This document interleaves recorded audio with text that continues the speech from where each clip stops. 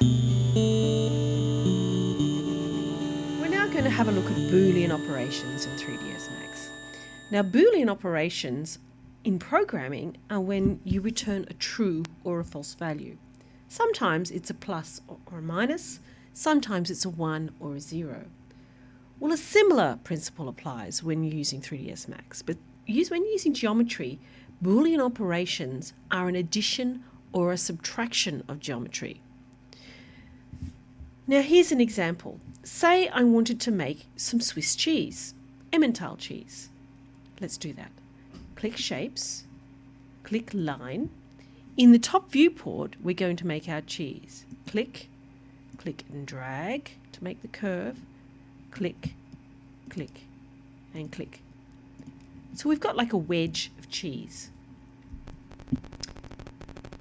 Modify panel, modifier list, come down or press E for extrude. Find the extrude modifier and give your cheese a bit of volume. So we've made our piece of cheese, but say we want to actually put holes in our cheese. Now, if you're doing this for gaming, of course, you probably don't want to put holes in your cheese. You probably want to use a texture to save on polygon count. But let's just say we want to actually put holes in our cheese. Come to Geometry, Sphere, and we're going to make a selection of spheres, different sizes, along the edge of our geometry. Now, it's important for Boolean operations that the subtraction geometry intersects the main geometry.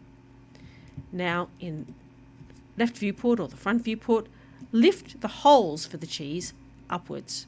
So you're creating a nice selection of holes. Something like that.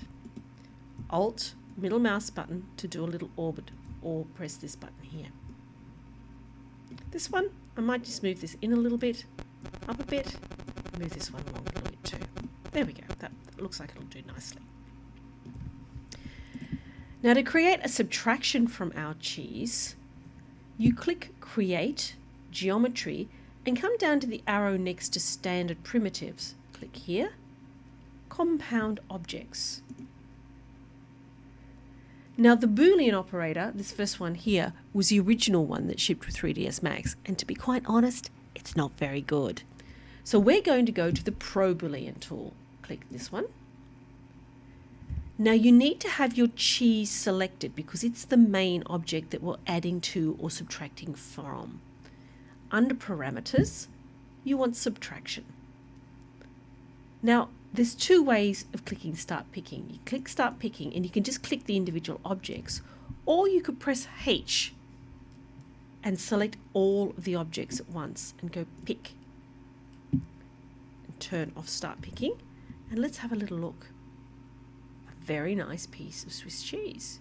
It's a funny colour, so let's change it to a nice yellow. And there we go. So our Boolean tool allows us to add or subtract geometry. I'm just going to save my cheese because it's a nice piece of cheese. I'll call it Swiss cheese. And I'm going to reset because I want to show you a couple of other things.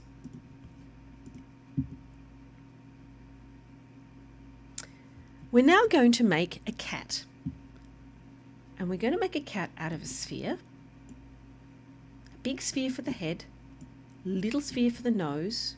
We're going to make two cones, push upwards, click and in. For the ears, I'll make the other one in a minute, and for the mouth we're going to make an ellipse. And what we're going to do is we're going to put an extrude on the ellipse. So come across to Modify, come down to Modifier List, press E and find Extrude. Give it some volume. There we go. So now we have all the bits that we need to make our cat. I'm not going to make the eyes today because we have another tutorial for making eyes. Click and drag the ellipse and position it to where you want the mouth. Move the nose inside the cat and then move it so it's kind of poking out a little bit. And with the ears, click on your rotate tool or press E in your as a shortcut and rotate your ears around. Back to move, and move it across. And now you want it to intersect. It actually has to go into the, don't sit it on the top, make it go all the way into the geometry. Now to make a copy of this ear, click mirror on the top of your interface and make it a copy. Okay, and then just move the copy across. Not that I like to say I'm lazy, but it makes the angle the same. We're now ready to add or subtract this geometry from our cat. So we click our sphere, come to Create, Geometry, Compound Objects, Pro Boolean, and the first set of objects we want to make a union. We want to add them to the geometry. So I'm going to click Start Picking, click, click, and click.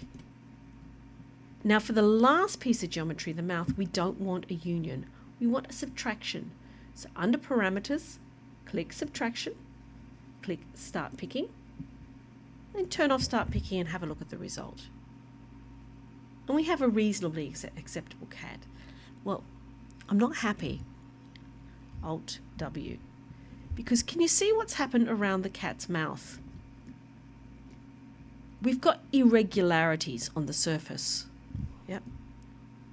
And the reason that this is happening is because the ellipse is a oval shape and the surface of the sphere is also an oval shape. And when you do a Pro Boolean with two round shapes, it has trouble interpolating between the points. I'm going to go from realistic to edged faces and shaded for a second. I just want to zoom in. Can you see, if I convert this object to an editable poly, go to vertex level, can you see that we've got a little vertex here, which is very close to this one. We're getting quite a sharp interpolation between them. We've got some other vertices here. So the Boolean doesn't always work. It's probably best used with architectural type of additions or subtractions, such as making a fireplace or cutting a hole in the side of a building or a doorway. When you have spherical shapes like this, it doesn't always work as well as it could. So the Boolean tool is one of the tools that we say to people, use it, but don't use it excessively because it doesn't always solve your problems. Okay, I want to show you one more thing. I'm going to reset. I'm going to make a box and a sphere. And this time, I'm going to put some materials on each of these objects. So open up your material editor. I'll make one red and one blue. I like to name my materials. I'm a little bit particular about that. So let's add the blue to the sphere and the red one to the box. More of a pink, isn't it? There we go. No, over here much better. Nice red. Call this one red. Click the box, my select tool. There we go, and apply the selection. So now we've got two objects, and this time we've got materials applied. If I now go Create, Geometry, click next to Standard Primitives and come down to Compound Objects, Pro Boolean, do a subtraction, Start Picking, click. Can you see what's happened? The Pro Boolean tool allows the material that's on the cutter, if you like, to leave or remain on the surface of the other object. So if I come back into my material editor, click a new slot, and grab my picker material tool and click, you can see that it's actually automatically created a multi-sub-object material for you. Very nice. Okay, there's one more thing I want to do with the box. I'm resetting. Nope. Yes. If I have a box and a sphere,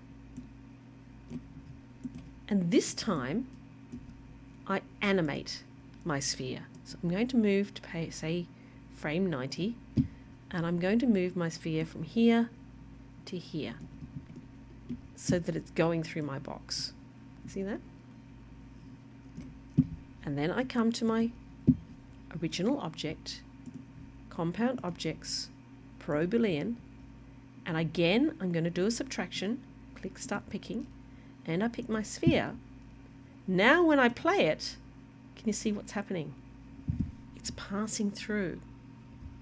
Make that big so you can see it. One more time. It actually cuts a hole and animates at the same time. And this is how you get things passing through things in 3ds Max. Very cool. Now there are different types of parameters. You can union. You can leave the intersection, which is the remaining object. If you take away the original objects, you can subtract. You can merge objects together, attach to them, which is just like attaching an edit poly. It doesn't actually change the polygon so much. Insert cuts a hole and then fills it with the remaining object. Imprint and cookie allow you to take a chunk out of the remaining geometry, but it doesn't make any geometry on the inside. These are all very good tools when you're Booleaning in. Now, be cautious when you use the Pro Boolean tool. It's very good for mechanical things. It's very good for architectural things, for spherical objects and character modeling. Sometimes you've got to think to yourself, is a Boolean a proper thing to do for this? Is there another way? Sometimes you have to think about the other way of doing things before you decide to do a Boolean. And the very last thing that I wanted to mention is, I'm just going to reset again. Make a box. Make a sphere. Now, one of the things that we like to do when we're doing Boolean operations or creating things for games is to have four-sided polys, because often game engines have trouble with multi-sided polygons. Now, if I was to Boolean these two objects together the way I did it before, you would only have a very large multi-sided poly remaining. So what you do is you click Create, Compound Objects, Pro Boolean, and now scroll down to the very bottom under Advanced Options and click Make Quadrilaterals. So now when you pick your object, when you pick your object, what you get left are quadrilaterals. Now look at the poly count. It's ridiculously large, so it might not be something that you would consider doing, but that's how you make four-sided polys with the Boolean tool. Okay, tune in next time and we'll have a look at some other features of 3D Studio Max.